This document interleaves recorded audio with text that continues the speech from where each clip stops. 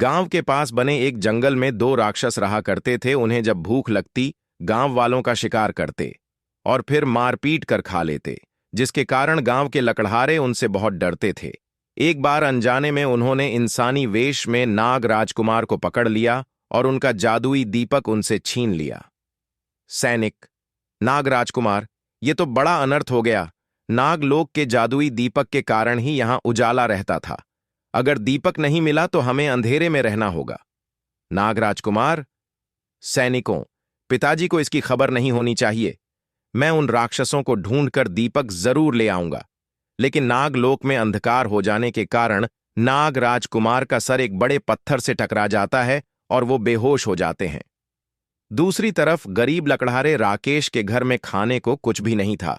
वो सोचने लगा, राकेश, राम जी की कसम, मरना तो निश्चित है। या तो भूख से मरें या फिर जंगल जाकर मरें। जंगल जाकर मरूंगा तो कम से कम मन में यह तो रहेगा कि हमने परिवार के लिए मेहनत करी, वरना मरने के बाद भी खुद को माफ नहीं कर पाऊंगा। राकेश की बीवी ने उसे घर में पड़े छोकर की 2 रोटियां और चटनी दे दी। एक हाथ में कुल्हाड़ी और एक हाथ में खाने पीने की पोटली लेकर बाबूलाल पेड़ काटने जंगल की ओर चल पड़ा। जब वो जंगल पहुंचा तो उसे दूर दूर तक कोई नहीं दिखा। वो सोचने लगा, राकेश, राम जी की कसम, कितने बड़े बड़े पेड़ लगे हैं और दूर दूर तक पंछी भी दिखाई नहीं देता है। इन राक्षसों के डर से चिड़ियों ने भी जंगल में आना छोड़ दिया है। आगे जाऊं या यहीं से लौट जाऊं? राम जी की कसम, बीवी ने जो रोटी बनाई है खा लेते हैं। कहीं ऐसा ना हो कि भूखे ही मर जाएं। फिर आगे बढ़ेंगे और पेड़ काटेंगे। देखें हमारी किस्मत में क्या लिखा है राम ने। राकेश ने अपनी पोटली खोली। पोटली खोलते ही रोटी, चटनी और प्याज की महक चारों तरफ फैलने लगी। कुछ ही दूरी पर दोनों राक्षस भी पेड़ पर बैठे हुए थे। काफी दिनों से कुछ न खाने के कारण उन्हें भी बहुत भूख लगी थी। पहला राक्षस: भैया, गलती से हमने नागलोक का दीपक छीन लिया है। नागों के डर से यहां छुपकर बैठे हैं, लेकिन इस सुगंध ने तो मेरी भूख को और भड़का दिया है। दूसरा राक्षस: अरे भैया, लगता है कोई मानव खाना खा रहा है। मुझे तो मानव के मांस की भी सुगंध आ रही है। चलते हैं और देखकर आते हैं कि किसकी इतनी हिम्मत है जो जंगल में हमारा खाना बनने आया है। पहला राक्षस: वहां देखो भैया, वह मानव जाति का जानवर पेड़ के नीचे कुछ खा रहा है। दूसरा राक्षस: कौन हो तुम? तुम्हें डर नहीं लगता? यहां पर बैठकर क्या खा रहे हो? राकेश मन में: आज तो तू गया राकेश। राकेश: अजी, आपने भी क्या पूछ लिया? मैं गरीब क्या खाऊंगा? सूखी रोटी और चटनी, यही तो हमारी किस्मत है। राक्षसों ने मानव गोश्त के सिवा कभी कुछ नहीं खाया था। ये नई चीजों को देखकर उनके मुंह में पानी आ गया। उन्होंने राकेश से कहा, राक्षस, राकेश भाई, क्या तुम अपनी रोटी हमें दोगे? राकेश: राम जी की कसम, भगवान झूठ न बुलाए। हाथी के जैसा तो शरीर है आपका, भला ये छोटी छोटी 2 रोटियों से आपका क्या होगा? राक्षस: अरे भैया, अगर यह रोटी तुम हमें दे दोगे तो हम तुम्हारी जान भी बख्श देंगे और तुम आराम से लकड़ी काटकर अपने गांव वापस चले जाना। राकेश: हे भगवान, क्या मुंह दिखाऊंगा गांव में जाकर? वैसे भी मेरे घर में तो बिल्कुल अंधेरा होगा और भूखे मर जाएंगे सब लोग, तो फिर कोई दिया जलाने वाला भी नहीं होगा। राक्षस: अरे वाह, क्यों ना नागलोक का दीपक हम इसको दे दें। अगर दीपक इसके पास रहेगा तो खतरा भी इसी को होगा और हमारी मुसीबत टल जाएगी। दूसरा राक्षस: बहुत बढ़िया छोटे, तू कमाल कर दिया। चल ला, दीपक इसी को दे देते हैं और इसके बदले में इसका खाना ले लेते हैं। इस मूर्ख को क्या पता कि ये अपनी मौत ले जा रहा है। राक्षस: तुम्हारे घर में कभी अंधेरा नहीं होगा। मैं तुम्हें ये जादू का दीपक भी दे दूंगा, ये तुम्हारे घर में कभी अंधेरा नहीं होने देगा। राकेश ने मन ही मन सोचा, राकेश, इन्हें मना करने का मतलब है मौत। राम जी की कसम, अपनी कटी हुई लकड़ियां और जादुई दीपक ही लेकर घर चलता हूं, इसी में खैर है। दीपक और लकड़ियां उठाकर वो घर पहुंचा। पत्नी: क्यों जी, आ गए तुम? सीता मैया की जय, बड़ी भूख लगी है। राकेश: भगवान झूठ ना भुलाए, लड़कियां। अरे मेरा मतलब है लकड़ियां तो मिल गई हैं, लेकिन सुबह बिकेंगी। अभी तो ये दीपक ले जा, इसी से कलेजा ठंडा कर और हो सके तो मुझे कुछ खिला दे। पत्नी: अरे दैया रे दैया, तुम्हें तो 2 रोटियां और चटनी दी थी, सारी सफाचट कर दी। जय हो सीता मैया की। यहां मैं भूखी तुम्हारी राह देख रही हूं और तुम खाना मांग रहे हो। राकेश, अरे बावली, तुझे क्या बताऊं मेरे साथ क्या हुआ? तुझे विश्वास नहीं होगा। जा, अच्छा जा, अपने अंधेरे घर में कम से कम दीपक तो जला दे। निर्मला ने राकेश के हाथ से दीपक लिया और जला दिया। दीपक जलाते ही पूरे घर में उजाला फैल गया। ऐसा लग रहा था जैसे घर में सूरज निकल आया हो। यहां तक कि खिड़की से बाहर निकलने वाले उजाले से गांव भी रोशनी से नहा रहा था। मुखिया, अरे भाई राकेश, तेरे घर में इतनी रोशनी कहां से निकल रही है? ऐसा लग रहा है पूरे गांव में सुबह हो गई। राकेश, अरे बावली, जल्दी से खिड़की बंद कर। मैं किसी को कुछ नहीं बता सकता। मैं बाहर जाकर मुखिया जी से बात करके आता हूं। राकेश बाहर जाता है और राक्षसों के डर से किसी से कुछ भी नहीं कहता। राकेश, भगवान झूठ न बुलवाए मुखिया जी, ऐसी तो कोई बात नहीं है। हम गरीबों के यहां भला बहुत दिनों के बाद दिया जलाया है ना, इसलिए आपको लग रहा होगा। मेरे घर में रोशनी है, वरना मुझे गरीब के यहां दिया जलता ही कहां है। राकेश रोज शाम को अपना दिया जला लेता। धीरे धीरे जिस घर में भी कोई दावत होती या रोशनी की जरूरत होती, लोग राकेश का दिया ले जाते और उसे उसके बदले में पैसे देते थे। पैसे मिलने से राकेश और निर्मला का पेट भी भरने लगा। निर्मला, अजी सीता मैया की जय हो। मैं तो समझती थी तुम बड़े बुड़बक हो, लेकिन तुम्हारे इस दीपक ने तो हमारे घर में भी रोशनी कर दी और हमारे पेट में भी।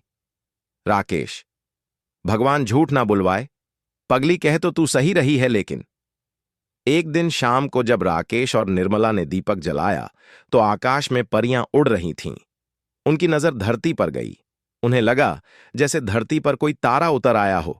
परी, अरे लाली, सतरंगी नारंगी, जरा धरती की तरफ देख, आसमान का तारा जमीन पर कैसे चमक रहा है। आज इसका राज पता करके आते हैं। सभी परियां धरती पर पहुंची और ये देखकर हैरान रह गई कि वो दीपक तो नागलोक का दीपक है। परी, हे भगवान, अगर नागलोक के नागों को पता चल गया कि ये दीपक यहां है तो इस मानव की तो खैर नहीं। मुझे लगता है हमें जल्दी से बता देना चाहिए। परियां जोर जोर से राकेश का दरवाजा खटखटाती हैं। राकेश, आप लोग कौन हैं? हम लोग तो बहुत गरीब हैं, हमसे क्या चाहती हैं? परी, हम परियां हैं, तुम्हें सावधान करने आई हैं। तुम्हें ये दीपक कहां से मिला? ये पृथ्वी लोक का दीपक नहीं है, ये नागलोक का दीपक है। जल्दी से जल्दी इस दीपक को जहां से लाए हो वहीं रख दो, वरना तुम्हारे ऊपर बहुत बड़ा संकट आ जाएगा। राकेश, भगवान झूठ न बुलवाए, ये आप क्या कह रही हैं? परी रानी, ये दीपक तो मुझे जंगल में राक्षसों ने दिया है। ये तो मेरा उपहार है, मैं इसे किसी को नहीं दूंगा। निर्मला, सीता मैया की जय हो। इस दीपक की वजह से तो मेरे घर में खाना बनता है, मैं इसे किसी को नहीं दूंगी। परी, तुम बड़े भोले हो मानव। राक्षसों ने नागराज को बंदी बनाकर इस दीपक को चुरा लिया था। ये दीपक नागलोक का सूरज है। इस समय पूरे नागलोक में अंधेरा है और सभी नाग इस दीपक को ढूंढ रहे हैं। अगर उन्हें पता चल गया कि ये दीपक तुमने चुराया है तो वो सब तुम्हारे ऊपर आक्रमण कर देंगे और ये गांव खत्म हो जाएगा। राकेश, ये आप क्या कह रही हैं? अगर ऐसा हो गया तो क्या होगा? आप ही बताइए, मैं उन्हें ये दीपक कैसे वापस करूं? मेरे अंदर तो ना ताकत है, ना हिम्मत है और ना ही कोई जादुई शक्ति। परी, तुम चुपचाप ये दीपक ले जाकर गांव के बाहर बनी सांपों की बामी के पास रख दो, वो इससे खुद ही ले लेंगे। लेकिन अब इस दीपक में तुम्हारी गंध आ गई है, वो तुम्हें छोड़ेंगे नहीं, वो तुम्हें सजा जरूर देंगे। निर्मला, अरे सीता मैया की जय हो। परी रानी, मेरे पति को बचाने का कोई उपाय बता दीजिए।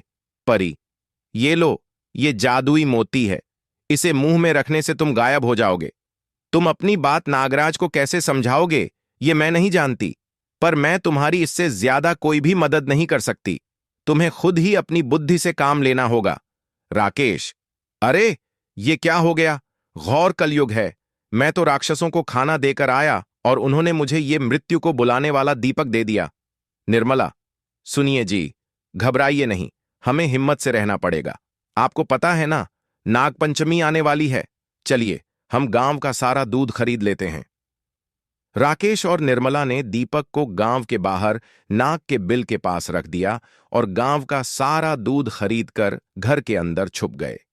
कुछ ही देर में दीपक नागलोक के सांपों को मिल गया। नागराजा, हमारे दीपक को जरूर किसी मनुष्य ने छुआ है। उसके अंदर से मनुष्य की गंध आ रही है। जिसने हमारे दीपक को चुराकर नागलोक में अंधेरा करने की कोशिश करी है, उसे हम कभी नहीं छोड़ेंगे। उसे इस घनघोर अपराध की सजा जरूर मिलेगी। सभी नाग राकेश की खुशबू को सूंघते हुए उसके घर की तरफ चल पड़े। दूर से ही सांपों की फुंफकार की आवाज आने लगी। राकेश, सभी गांव वालों, आप सभी एक एक कटोरा दूध मेरे घर के चारों तरफ रख दीजिए और सभी अपने अपने घरों के दरवाजे बंद करके अंदर छुप जाएं। जब तक मैं न कहूं, कोई बाहर नहीं आए।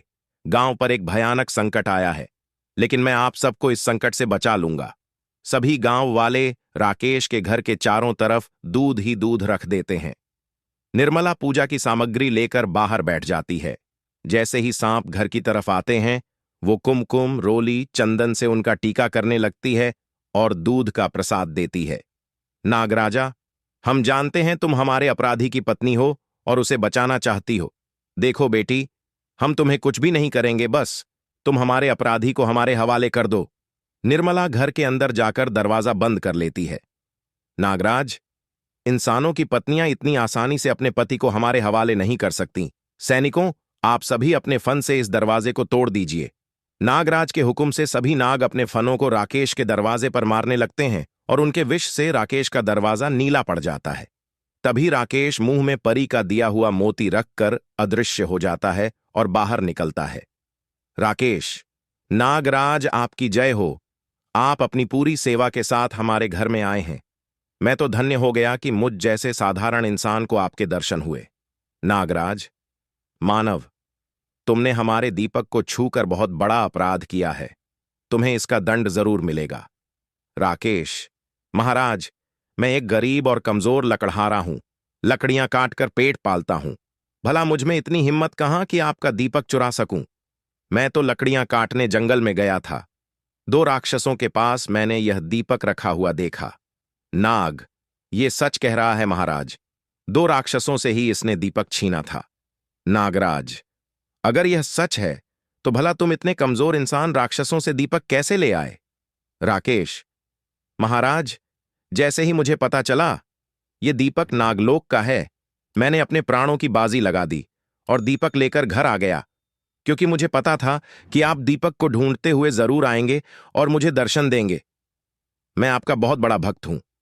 नागराज, अगर तुम इतने ही सच्चे हो तो हमारे सामने आकर बात क्यों नहीं करते? राकेश, महाराज, पहले आप दूध ग्रहण कीजिए। मैं आपके सामने ही हूं। परियां भी मेरी सच्चाई जानती थीं। उन्होंने मुझे जादुई मोती दिया ताकि आपके सामने आने का साहस जुटा सकूं। राकेश ने अपने मुंह से परी का दिया हुआ जादुई मोती बाहर निकाल दिया और नागराज के सामने नजर आने लगा। नागराज, तुम तो सचमुच बड़े ही निर्बल दिखाई देते हो, फिर भी तुमने राक्षसों से युद्ध करके हमारा दीपक वापस ले आए। हम तुमसे बहुत खुश हैं। आज के बाद हमारे गांव के नाग इस गांव की रक्षा करेंगे। मुखिया, अपनी चतुराई से पूरे गांव की रक्षा की है और आज से नागलोक भी हमारा दोस्त बन गया है। इसलिए हम राकेश को इस गांव का मुखिया बनाते हैं। इस तरह राकेश ने अपनी बुद्धि का इस्तेमाल करके पूरे गांव की रक्षा की और बदले में नागराज से हीरे, मोती, जवाहरात का उपहार भी पाया और गांव का मुखिया भी बन गया। दोस्तों, ये जादुई स्टोरी आपको कैसी लगी नीचे कमेंट में हमें जरूर बताइएगा। कहानी को पूरा सुनने के लिए शुक्रिया।